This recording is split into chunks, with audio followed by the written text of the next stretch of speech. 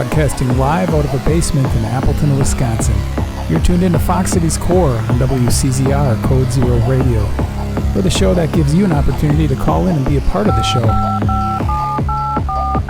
Our call-in line is 920-358-0795. Core.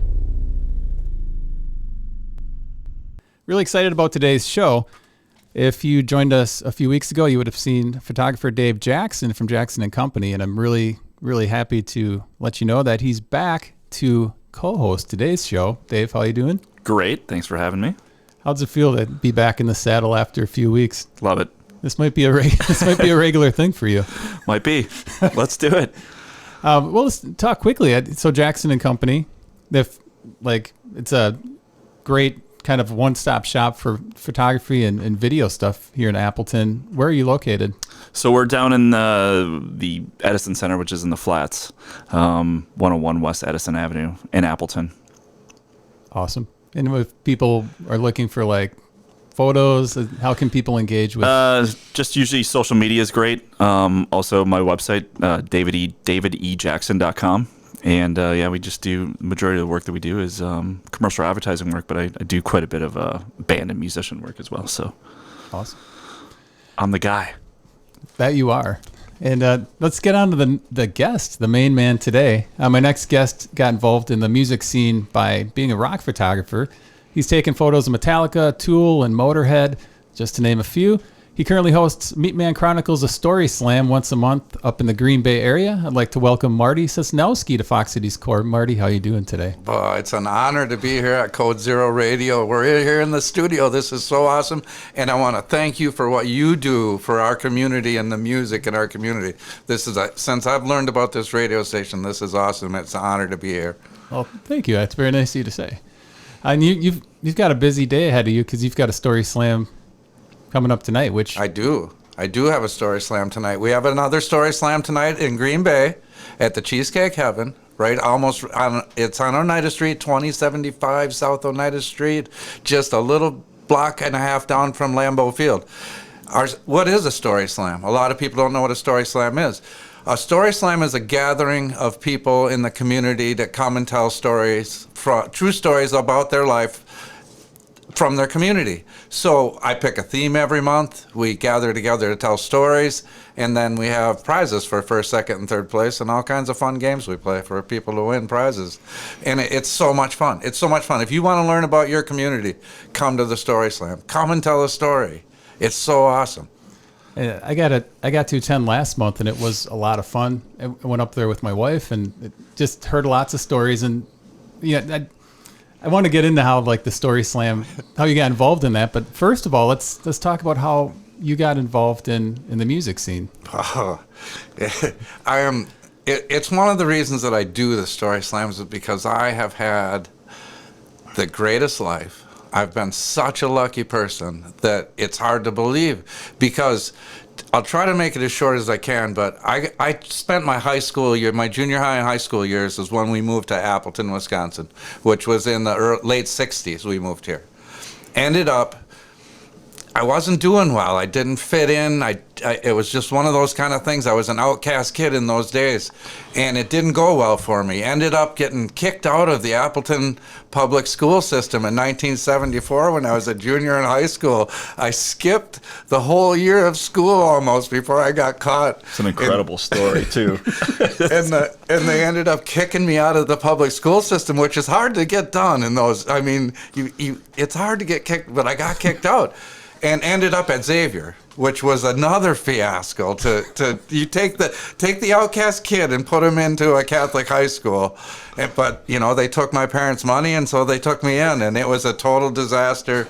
Ended up, so I went down the typical road of a Wisconsin kid who was an outcast, just ended up being a druggie and really got into alcohol, and then so that part of my life ended with finding my two roommates dead in a garage in 1977. And that's really where my life changed. And it took a lot of years to manifest itself into, I was always a music guy, had a love for music, and it was just always in my heart, but never really knew how to act on it. And then one day I picked up a camera because I just wanted to start capturing some of the music things that I was going to see. In those days, you didn't have to have photo passes. And just found that I had a knack for it and pursued that into going back to college. Graduated with a 3.59 grade point average, which I was extremely proud of. And then went on to start photographing bands, and it worked for me. And I'm so lucky that I got to do what I got to do. And but one of the things is I consider myself lucky that I was right at the end of the film era, and that made it so much easier to make money because there were so few people allowed to photograph concerts in those days that if you could get the you could make money. And it wasn't that hard because there weren't as many people that had the photos. And if you were good at what you did, and if you were responsible and could get the work to the people that needed it, you had all the work you wanted to do.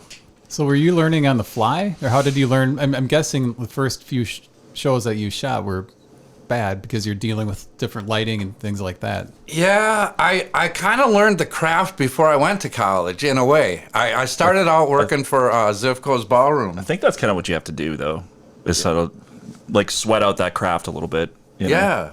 Yeah. And had I not done that, I probably wouldn't have gotten as far as, because it was honing the craft that made me go, I in those days I was reading the Kerrang magazines. Man, I loved Kerrang. And all of a sudden I started looking at my pictures and the pictures in Kerrang and went, well, wait a minute. I'm getting pretty good at this, and wow, somebody's making money doing this. And that's kind of what started leading me down that path. And my first gig was working for Zivko's Rock and Roll Palace down in Hartford, Wisconsin, and shooting pictures because it came to the day where you started having to get photo passes. And then I was out, and I was like, well, I got to find it. That's really what really started it.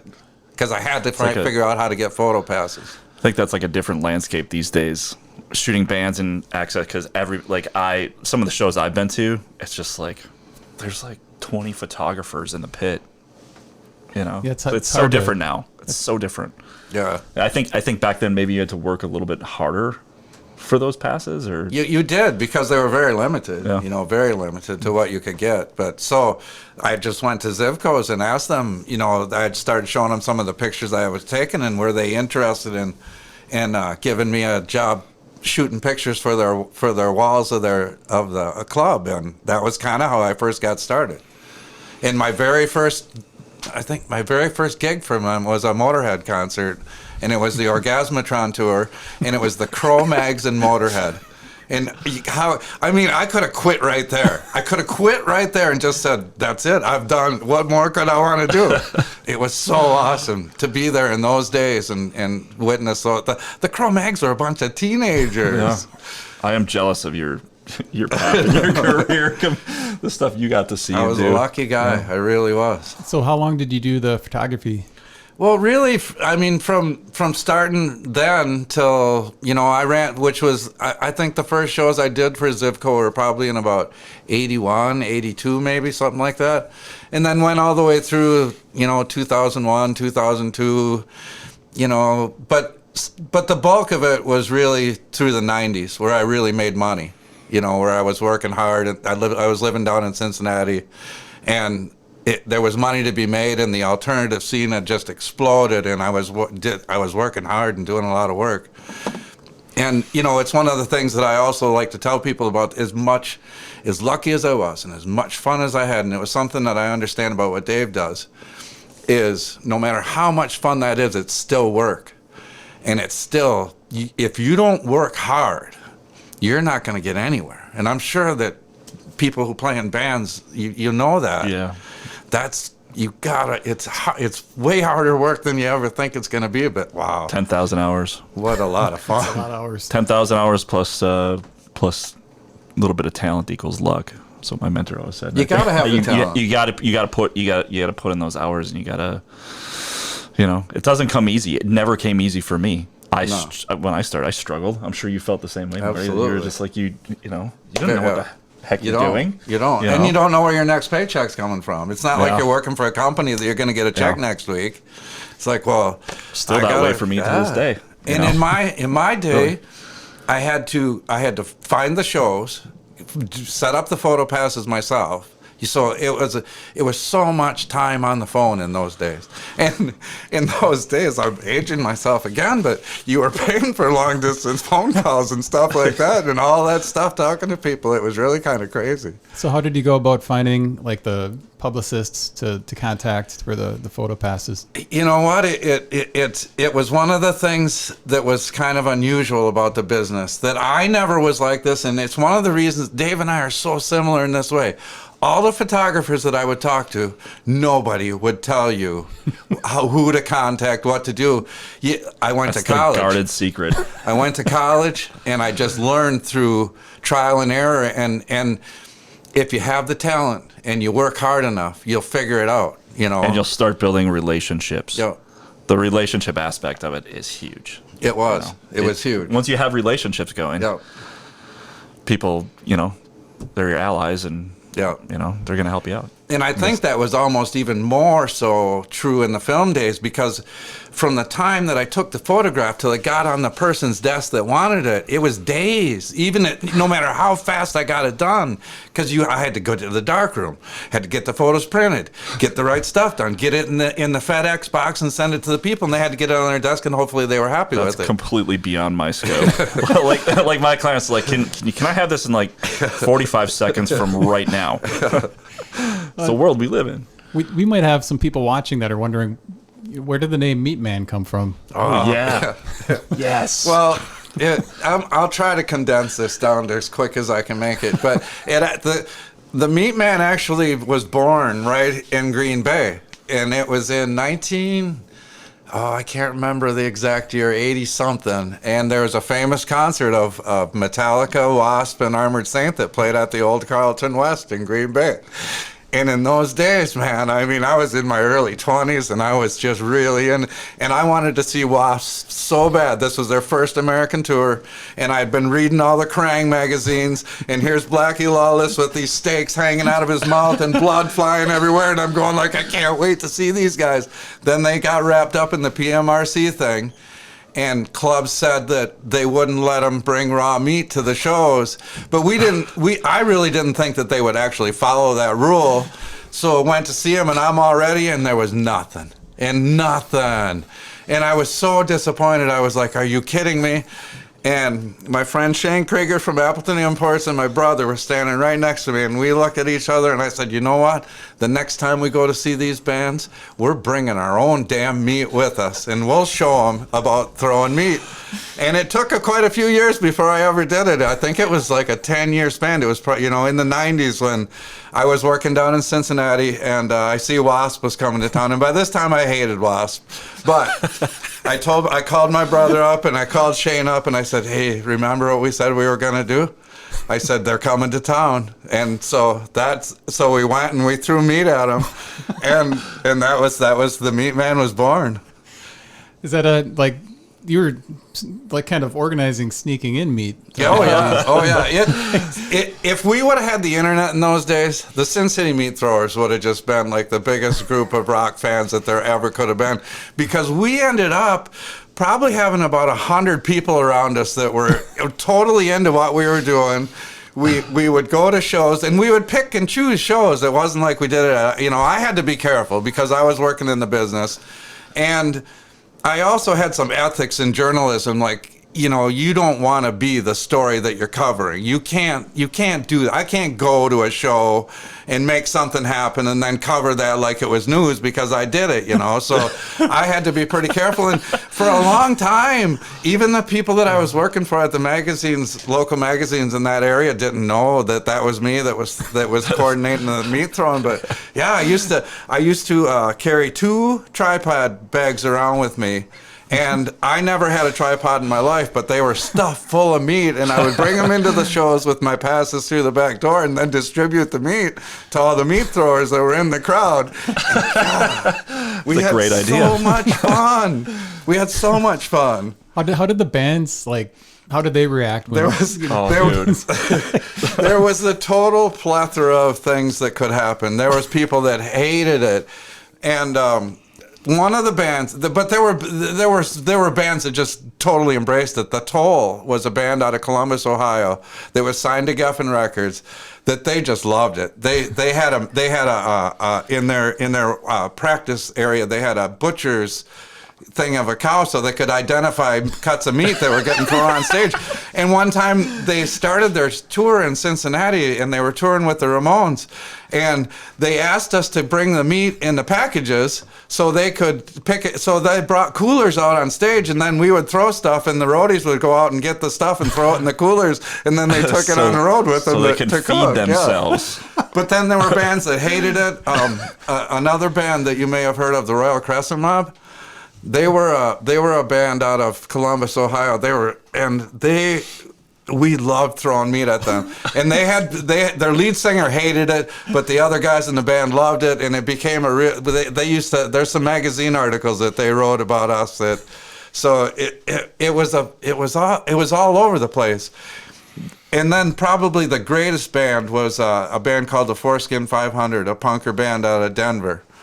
And they just took it to another level. With those guys, we took it. They just ate it up, and we had so much fun with those guys. Yeah, we had so much fun. I think you described them as Rob Zombie before Rob Zombie was Rob Zombie. They kind of had that. They had that sound, that same sound. Great band. I wonder how something like that would go over today, because now I watched the Steel Panther video where Satchel stops, because somebody threw ice up there. Like, I wonder if that would go over as well, and probably not, because everybody's got cameras and stuff now, so they can. Probably not. Yeah, it's a whole different. A little bit more sensitive right now to that stuff. It's weird. Hit with a T-bone steak. It's like, but then again, you take a band like the Ghost Wolves and look at them. They totally embraced it. We were throwing meat at the goal. Yeah, where they played over by Emmett's, I think. Yeah, outside. Yeah. And then Marty huge crowd. Marty had like a pack of hot dogs. Oh, I had them on a. They were tied together. I got them from Jacob's Meats, and I was swinging them. It was so much fun. And then the beauty part of the Ghost Wolves that's another story. That's one of those stories that just keeps on going. Every year at Mile of Music, I have people come up to me and they don't forget that night, and they go, "That was so cool." And then after it was over, I found out through the internet and following the Ghost Wolves on Facebook and stuff that they are, especially Carly is a vegetarian, like a strict vegetarian. So absolutely, she doesn't want to have anything to do with meat, but she got it. She understood that the meat wasn't a thing. That.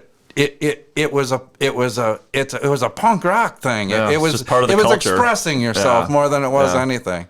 And if anybody's gonna get it, the Ghost Wolves. Yeah. I mean, they're just that was so much awesome. fun. They called me up on stage to throw chicken feet at people, and it was so much fun. It was so much fun. Night. It was a great night. Let's end the picture conversation. So you took a picture that was actually on the back of a album, a release.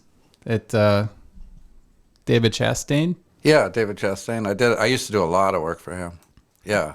And that was just something where you gave a picture, you sent some pictures to him, and it was really my first big success. It was one of those things where I had just moved to Cincinnati, trying to get some work, dinging around. He was doing a show. I didn't even know he was living in Cincinnati at the time. I just saw Chastain was coming to town, and I wasn't working for anybody at the time. And so I went there and weaseled my way in with the camera just by going and pounding on the back door and saying, "Hey, I'm from out of town. Would be interested in taking some pictures." And he was a pretty cool guy, so I didn't actually talk to him at specific somebody, and they've said, "Yeah, go ahead and bring your camera." And so I did, took some pictures, just sent them to him, whatever the address was on the album. I just sent him those pictures, and damned if he didn't call me. And that photo went all over the world. That was actually one of the most famous photos that I ever took, and it just happened to be in the beginning of my career. And I see that they recently, 2013, they re-released the album, a remastered version. Is that something that that you get royalties off of when they remaster, or was it? Well, probably should have, but I had no idea they even did that. So I don't, you know, it was also a very valuable lesson that I learned in rock and roll is if you're not tenacious about your money and what you're gonna end up at the bottom of the pile. It's probably one of the reasons I didn't become like a famous millionaire photographer, because business wasn't my specialty. A lot of that stuff, by any sense. A lot of that stuff right now is like work for hires, and you know, when you go into any kind of like a shoot like that, at least now from my experiences, is like they'll pay you a straight fee, and they, you know, that ownership is on the band. They'll own that content. And that's just kind of how like the industry has shifted a little bit. But I can imagine back in the day, you know, you kind of have to have your, you know, some of these super infamous images that have come out of Rockstars and stuff. Like you got to kind of button that up. And the worst part with that is I had the right contract. I still have the little contract that I signed with him. And I went back and looked at it one day because I thought, I wonder how big a mistake I made there. And I went back and looked at it, and the contract was written out was he bought that photo for me for one-time use on that album. He did not own the rights to that. I did. But that photo, he any magazine that called him and wanted that he loved that photo, and that was the photo that he sent to him. Even though I should have been getting paid for every single one of those, and that thing was a full-page photo in Guitarist magazine, all over the world it went.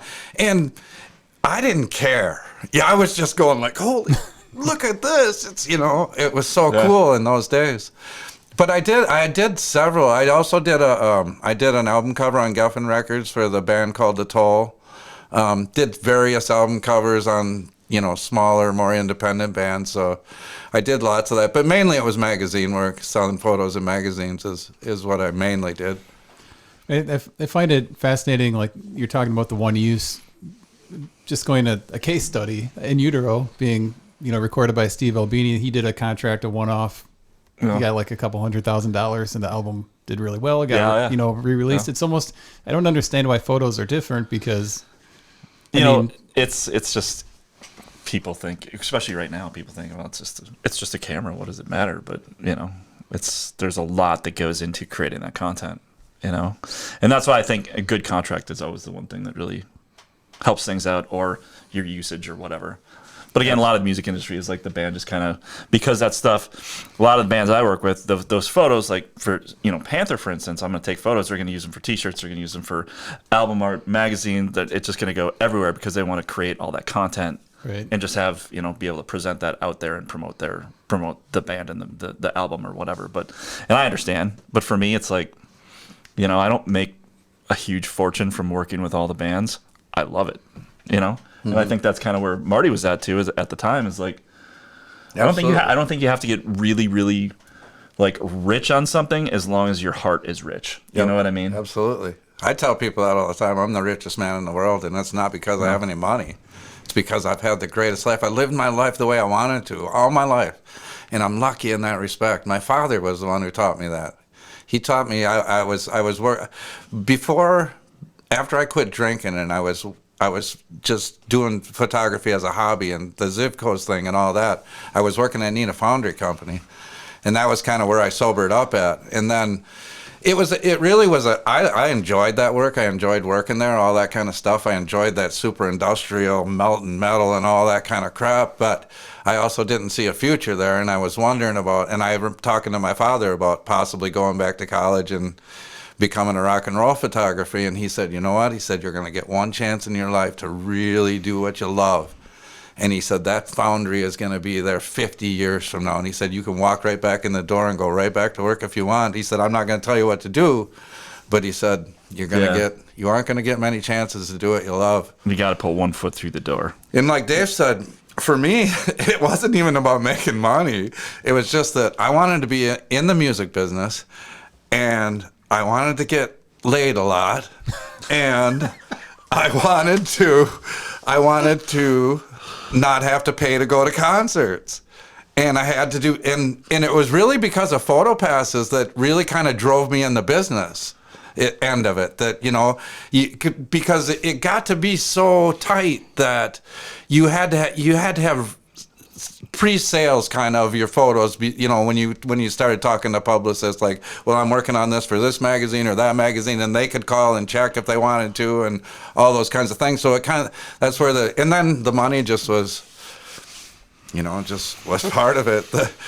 One of the biggest pieces of advice I give to anybody who's thinking about doing something like this is, not only do you have to learn your craft, learn business.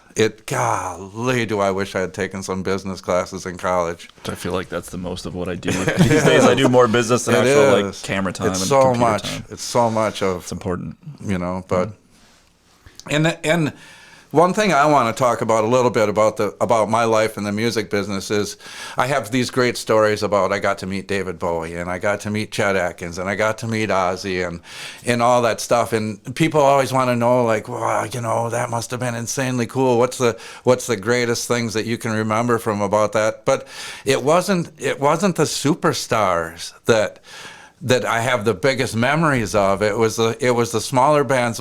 I still think my greatest story of the rock and roll business is L7, when I got to hang out with them, and they made the club give everybody $1 back because they were overcharging the people. That was the most amazing night, just to be there for that. And there was nobody there covering that. I was the only press in the entire place, and it was just one of those. That was rock and roll, man. And then getting to meet Judah Bauer from John Spencer's Blues Explosion. Didn't know Judah Bauer from Appleton, but I loved John Spencer, and they were just starting out, and we got some of their music in the magazine, and I was going, man, I don't know who this is or what they're doing, but this is cool. So they're coming to town, so I went to hang out, got backstage after the show, and just started talking to Judah, and come to find out he was from Appleton, Wisconsin. That's crazy. Well, that just created a relationship that lasted for years and years. That was just really paid off for me. It really paid off for me because John Spencer just exploded, and and he was pretty picky about the people he let around him. So it was such an advantage and those were the memories that were, to me, were the best. That was so much fun. And it kind of led to the next phase in your life where you happened across Tara Polcati's. Yep. Polcati's. Tara Polcati. Polcati's Story Catchers. Yeah, and that was a pure accident. It's kind of through Mile Music. It was through him. Really, it was through him again that I had known Dave by this time, and that was Mile 2, I think. It was Mile 2. Yeah. Did you guys meet because of the photography connection? No, I think Dave at the last time you interviewed him, he told the story about. I'll just do this quick. Is my dad, when I was in high school in the 70s. Yep. My punishment was, and I got in a lot of trouble, and my parents couldn't control me. So at one point, my dad decided he would shave my head every time I got in trouble. And in the 70s, that was not cool. I was already an outcast, and my dad was shaving my head. And I would come back to school, and people would go, "Oh, dude, you got in trouble again, didn't you?" And so when I got away from my father, one time I started growing my hair long, and he said something about it, and I said, "I'm not cutting my hair until the day you die, my friend." I said, "I am going to grow this until the day," and I did it. And when he died, I cut my hair off. Well, in the meantime, I had met Dave, and he had always told me that, he wanted to photograph the Mohawk, and so I was going to cut it off. So I had a friend of mine Steve Wagner was a mutual friend of ours, and I said, "Can you get a hold of Dave, because I'm going to cut this off?" And so he got a hold of Dave, and we did the photo shoot, and it didn't work out like we wanted to. But it turned out awesome. I know, and I was really disappointed because bones and blood and meat. So I brought props and stuff, but I had red Jello that I was using to make my and we just couldn't get it to work. But so I put all this Jello in my hair. It wasn't working. I was going to throw the bowl of it away, and Dave goes, "No, save that. We might need that later." And so we get done, we shot some stuff, and then he goes, "Now, wait a minute." He goes, "Where's that Jello?" And he gave it to him, and he goes, "Here, now stick your face in there." And oh my God. Turned out so good. Right then and there. It was like right then and there, I went, "I got a friend for life right here." And then and then I didn't know how to pay him back. So, because I didn't have any money then, and I knew how much he charges for stuff like that, and I felt bad. And I asked him, I was like, well, who do you like? Whose band? I'm bound to have something that he liked. And he goes, I really like Tool. And I was like, oh my God, do I have that? And I knew that it was going to be priceless because I knew that people that had photos of Tool were far between. You had to have caught them when they were young to be able to get much photographs for them. So I was like, I got this. And that was really and then you brought that framed picture to me, and it was awesome. Yeah, it's great. Yeah, so we've been friends ever since. But so the storytelling thing. So I was like Dave. Mile of Music the first year. There's no way this is going to work. This is the stupidest idea Appleton ever came up with. There's no way this is going to work. I didn't even go. I didn't even go because I thought this is useless. This is a Where's dumb the medal? idea. Yeah. Well, even with what they were like, you think these people in Appleton, they'd rather go watch Vic Ferrari than to go watch somebody who's worth seeing. I thought this isn't going to work. And much to my surprise, it kind of turned out okay from what I heard. So year 2, I said, well, I got to go out and check this out. And, Dave was working down there. And Tara she had a storytelling booth in the same venue that Dave was in. Mile of Music was paying for the venue back then. So Dave was there.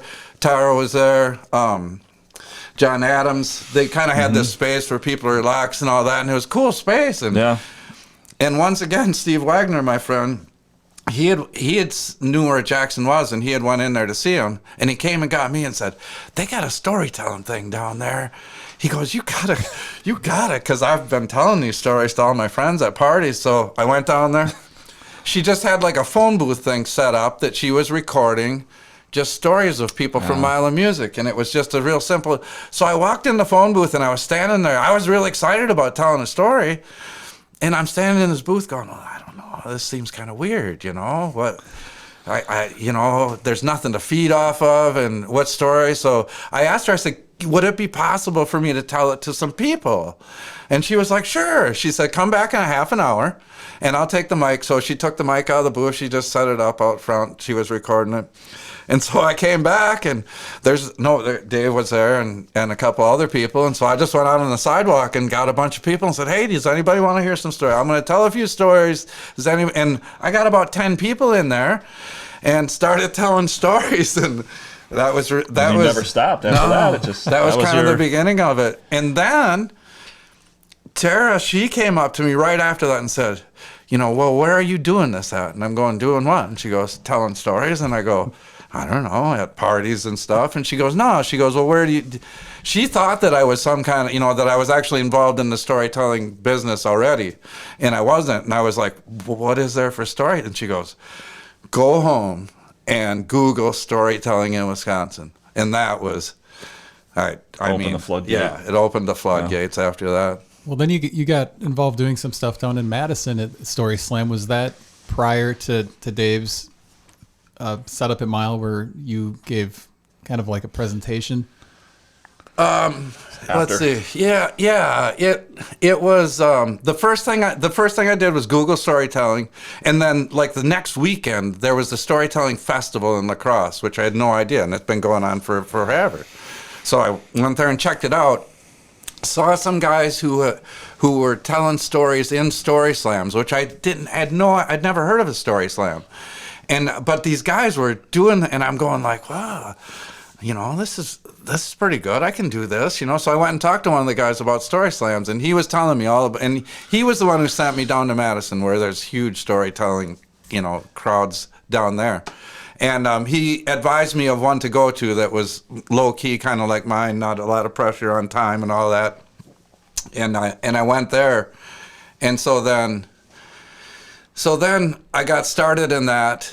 And then Tara and I started the Story Catchers Live. So her and I together started that, actually doing live shows. And unfortunately, it only lasted 3 shows for me. What she wanted to do and what I wanted to do were 2 totally different things. And so I after 3 shows, I kind of got out of it. And then it was right after that Mile of Music came up for Mile 3. and Dave had a venue, and he called me up, and he thought I was still working with her, and we were doing the story, and he said, hey, would you guys be interested in doing storytelling at Mile of Music this year? And I was like, oh, well, I'm not really doing that anymore, and I just told him, sorry, but, I don't think I can get enough people I don't think I could get it together. So I hung up, and I remember sitting at home thinking, well, wait a minute, this is Mile of Music. I have a ton of music stories. Why don't I? So I called Dave back up, and I said, well, what about if I do a one-man show?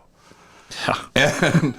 And he goes, perfect. So that's what we did, and I'm going to try to get through this really fast.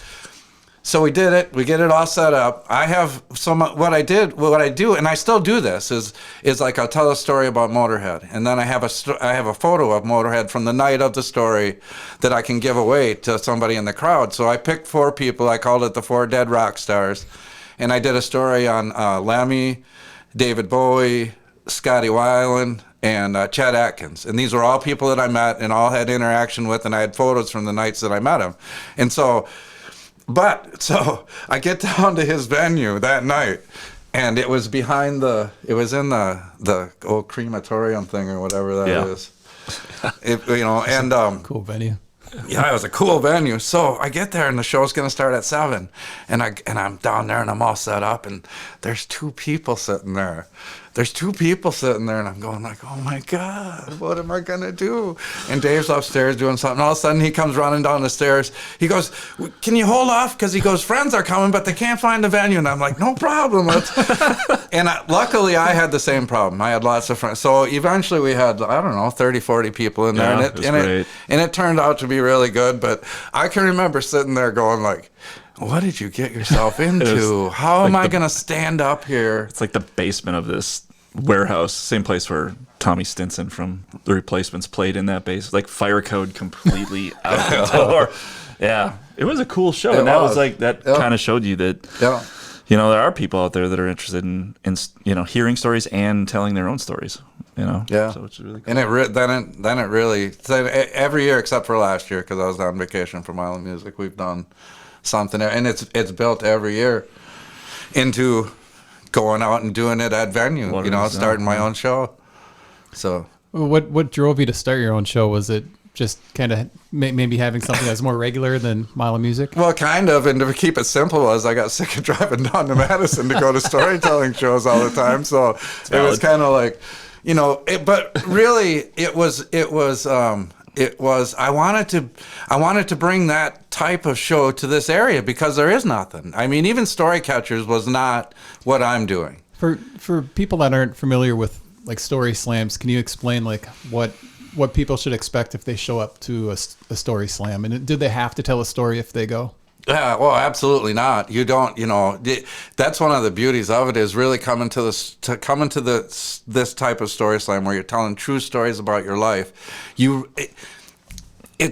I call this impact entertainment, where the entertainment that I'm trying to bring to the community impacts the community that it's in, because the people come from that. And this is the beauty of my show is it's not me. All I'm doing is standing up there and providing a platform.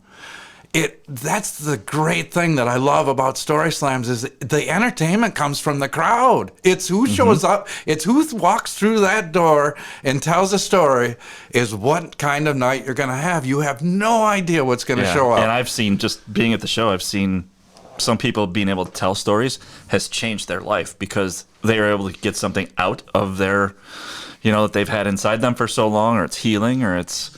Absolutely. It's amazing the things I've seen with storytelling as far as that goes. So just coming to listen is worth it, and it's a free show. I just strictly run on donations. Jackson and Company helps me out if I'm running short on money, so that's always good to have a good sponsor like that. And so I encourage people just to come and listen, but like he said, telling stories can just be, especially if they're really true stories about your life. So like I said, I pick a theme every month. Like for instance, tonight's theme is family legend. And I try to keep them simple and easy themes. And here's the difference between my story slam and other story slams, especially the big ones like The Moth, which is on public radio, and that's like the the Olympics of story slams, and a story slam is a real story slam is absolutely true story about your life, or some experience that you had of one sort or another. Now, something like the Moth, they're strict on following the theme. They're strict on following time limits. You have to have a 5-minute story or less, and they'll shut you off if you go too long. Where I could just come and tell any story. I pick themes because people like themes and it keeps people focused, but I could care less if in fact the second show that I ever had, the guy that won was a high school kid from Southwest High School in Green Bay, Nate Johnson, and he told a Halloween story that was not true. And he even told me before he got up there that, I have a story, but it's really not true. I just want to tell this Halloween story. But he nailed it. He nailed the story. Was great. And you wouldn't have really known whether it was true or not. And he won. It was just for a high school kid to get up there and do that was like, heck. Probably his first time even telling a story, but he could be went and did it, So like the stories, a lot of them are humorous, which is good to get a chuckle, but some are really serious. Yep. And as far as judging, I would hate to be the judge because there's so many good stories. Like, are you judging these, or do you have a panel of people that do that for you? I started out judging. Yeah. The ideal thing is just to have somebody from the crowd judge. Yeah. And my experiences with story slams are, though, I like to have someone. I like to ask. I go around and just ask somebody to be judge, and I try to ask people who are a little bit experienced in storytelling, just so they understand, a little bit about what it's about, because I've been at story slams where people should have won and they didn't, just because maybe they didn't have the popular table or who was judging or whatever it was, or, and it's another thing that I don't like about a lot of story slams like the Moth is they give you a score. Like as soon as you're done telling your story. And a lot of times, if you're one of the very first storytellers, if you've never judged a storytelling show before, you can give people a bad score, and it's like, I don't do anything like that. It's just come and tell stories. Absolutely no pressure at all. I try to keep it that way. What's with the chicken feet? Well, it kind of has to do with meat throwing, and the chicken feet came into prominence because I originally started the show and I was going to have some big prizes. I wanted to looking back at it, I'm not sure what I wanted, but I was thinking about having a $100 first prize, $50 second prize, and $50 second prize and a $25 third prize. But I also found out through storytelling that the bigger the prizes and the bigger the shows got to be, that all of a sudden people started maybe embellishing their stories a little bit. Yeah. Maybe they were pushing a little bit too hard to win that big prize. And I said, you know what?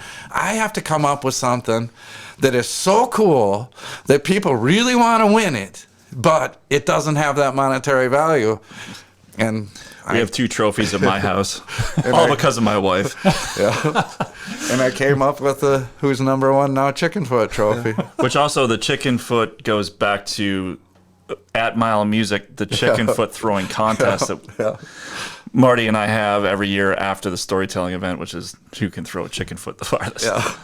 I got in the drawing for the chicken foot throwing last month, and I yesterday I was driving home from somewhere, and I said to my wife, I keep thinking about that cake. I was so close to winning that cake. She said, get over it. I'm like, well, I just wondered how it tasted. I know it. I was so close, but I mean, there's just lots of fun things at these story slams. It is.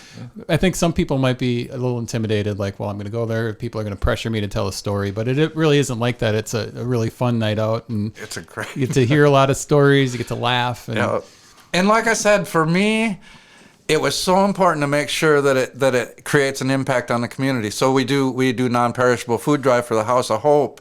A lot of months we split our pot of donations with whatever group that we happen to choose. Last month it was the Green Bay Dragons women's hockey team. A couple of months before that it was the prostate cancer support group people.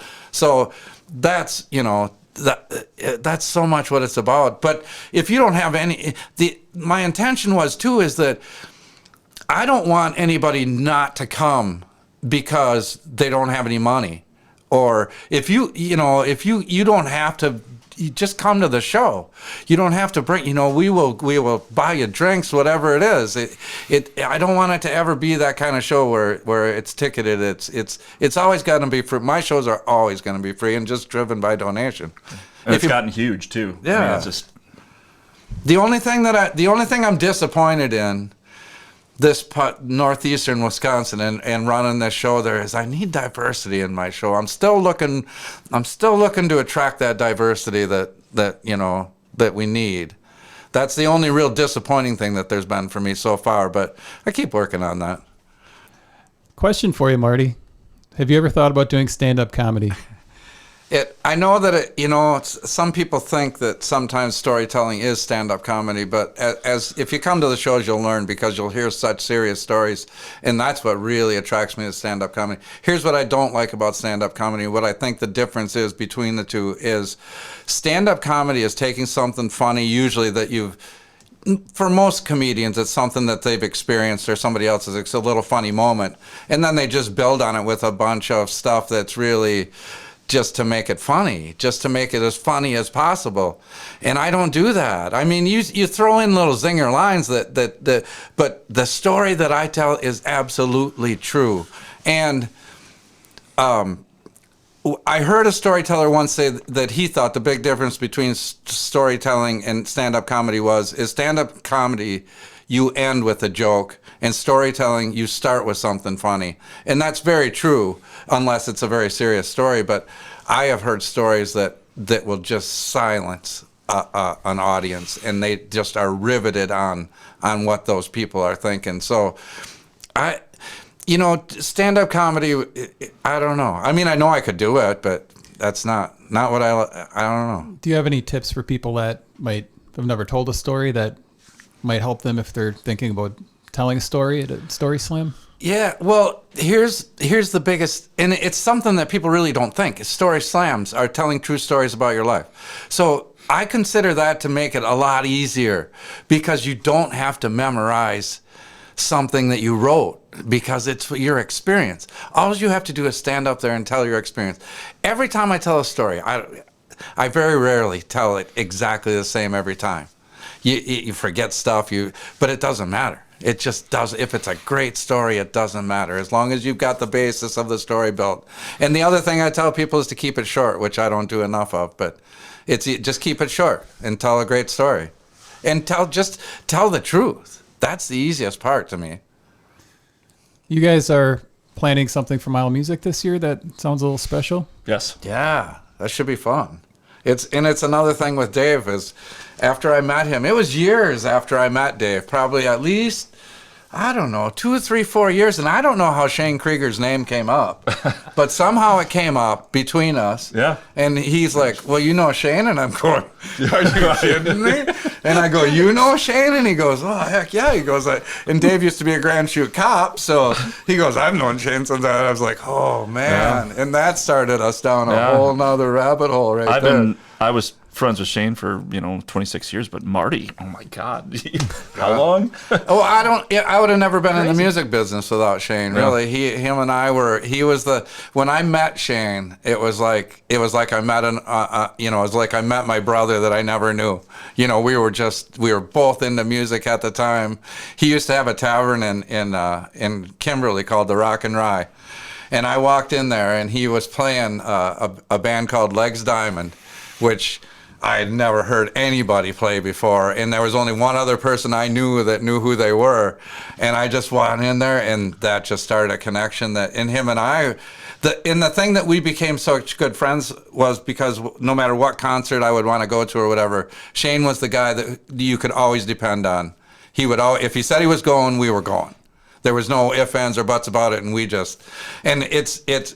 both ended up down the same road, like, this is really expensive, so we got to figure out a way. So I went into photography, he started the record store, and we had so much fun. And so then the Dave connection came in. Yeah. I had no idea. It was like crazy.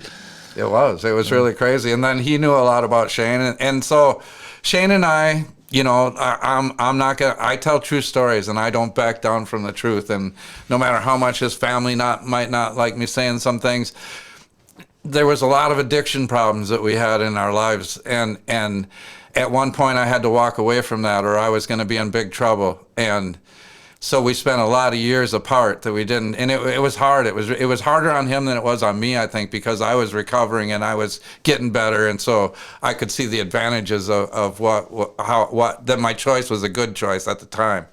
And that was when Dave came in, and he was dealing. He was still talking to both of us, and he knew how much we missed our friendship.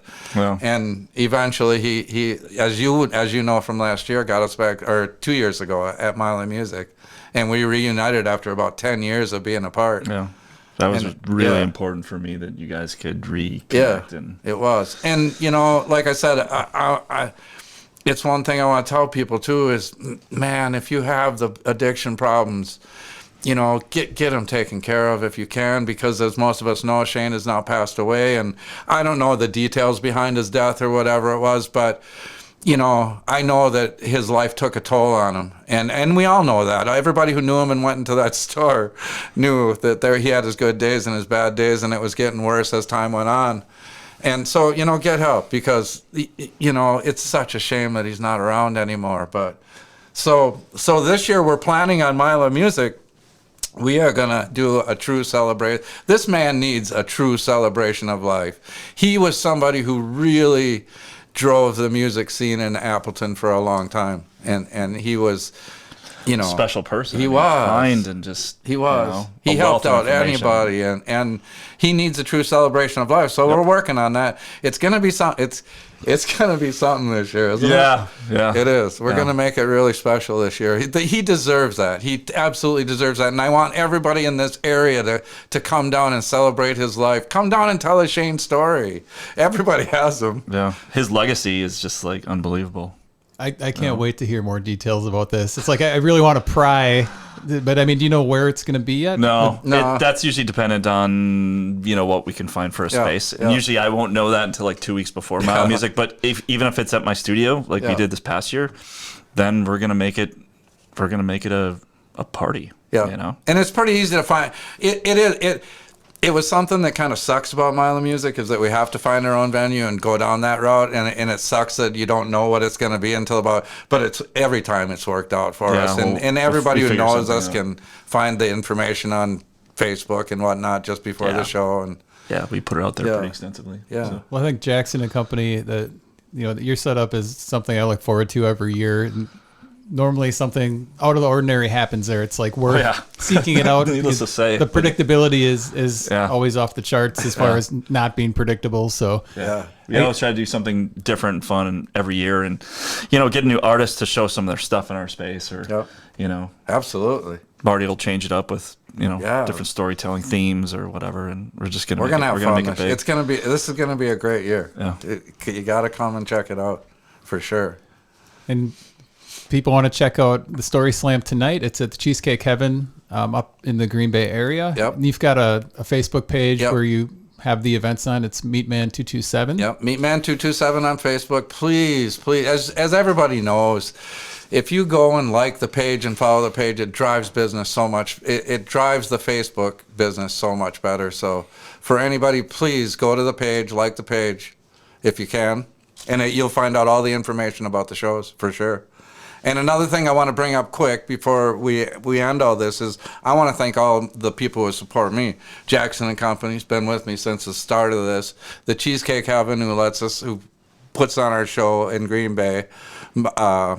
Michaela Marie Sweets, who is one of my sponsors, and the House of Hope, who we sponsor, who we do fundraise. All these people are, and it's growing, and it's going to be something, and I can't wait. And the other thing is the shows run from September through May. So we take the summer off, so we have Mile of Music and all that stuff. So, yeah.